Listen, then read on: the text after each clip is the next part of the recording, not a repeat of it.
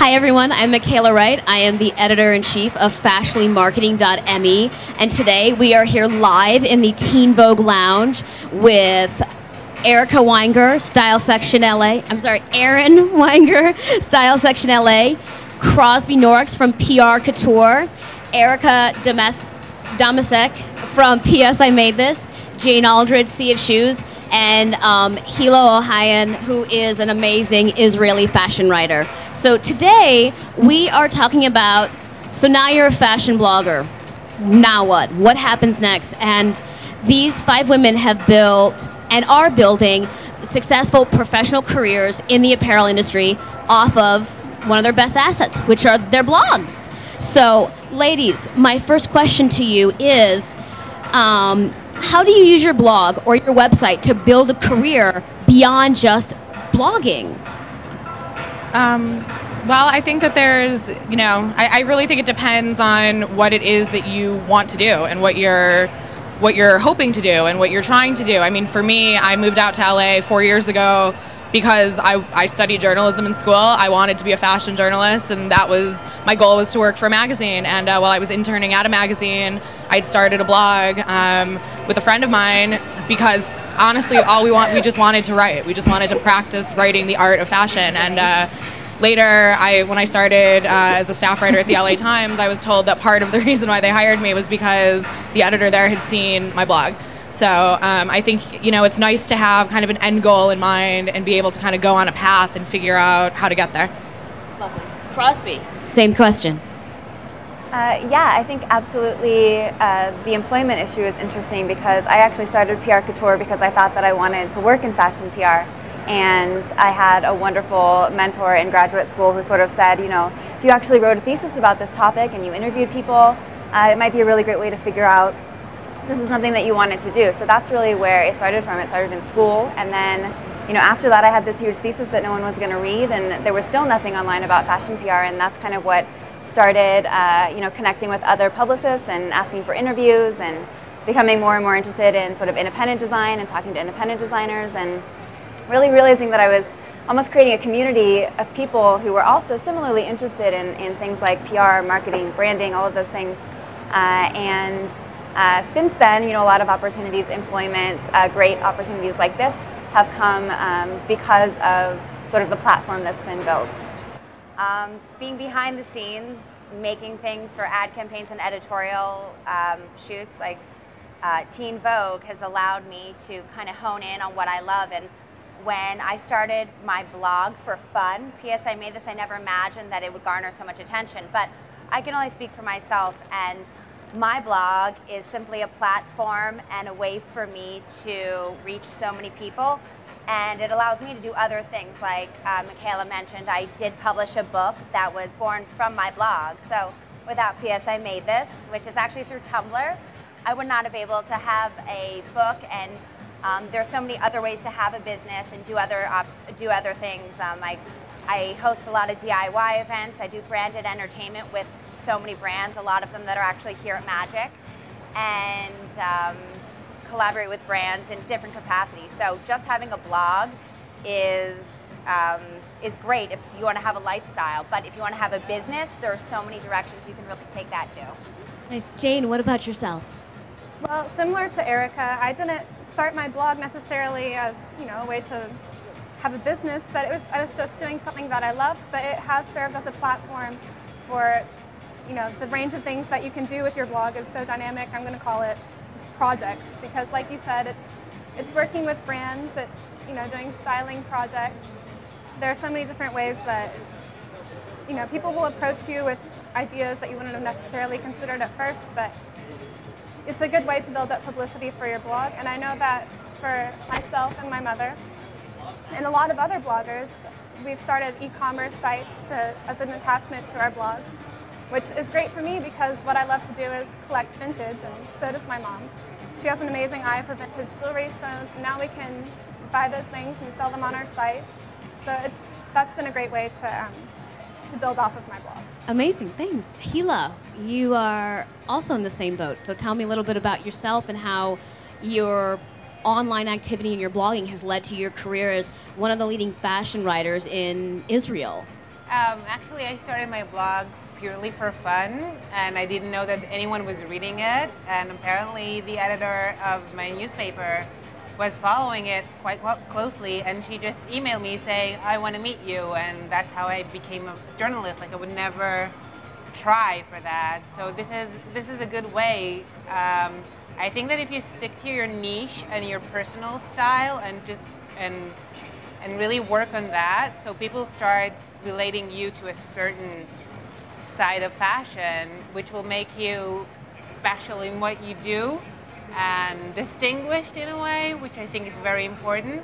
And after I started writing for the paper and I continued to update my blog, I also got to work in social media, which is very helpful when you blog and write offline. So I think that the combination of both maintaining it is what got me to where I am now. Amazing. My next question is, do you feel that blogging has almost reached a saturation point within the fashion industry? Do you feel things are starting to shift or change? Anybody can take that question. I'll start. I keep thinking I have to grab the mic. I actually wrote a post about this a while ago. I think it's really interesting that what we've sort of seen as blogging has really hit this like crescendo and it's become incredibly mainstream. I'm starting to think about what actually comes next. What is sort of the evolution? We have all of these voices that are out there. There's an amazing opportunity for people all over the world to sort of contribute and participate in an industry that's been, for the most part, sort of closed off and behind sort of this veiled curtain. And it's been great to kind of go behind the scenes and blow that kind of wide open and to be able to really allow consumers and lovers of fashion to have strong relationships with the brands that they love.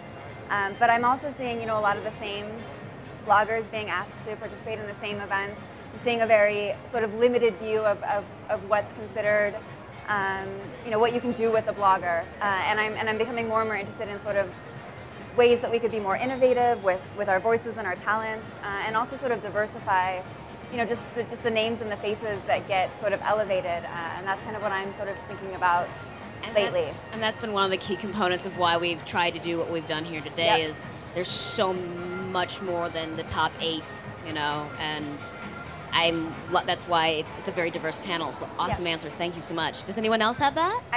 I'll jump in. Go nuts, both of you. Absolutely. Well, I agree. I think that every day I hear of a new site, a new blog that I don't know of, and there are, I'm sure, millions. For every one, there's thousands more. And I think what is amazing is that the fact we can all have a strong point of view on something, and I think that certain blogs have stood out, like everybody's here, because everybody has such a strong, just like Hila said, being true to something that you're passionate about is really important. Having a personal style blog just because thousands of other people do, it's kind of already been done, that's out there, but if this makes you happy, then do it, I think that staying true to something that you're passionate about and actually providing some type of knowledge and anything that you can give to people, your point of view, and put out there that's like different and that you can speak on, you can articulate a topic, whether it be shoes or whether it be making necklaces. I think that being unique and different is so key because you'll just get lost in everything going on. I can say, I was definitely on the first wave of personal style bloggers.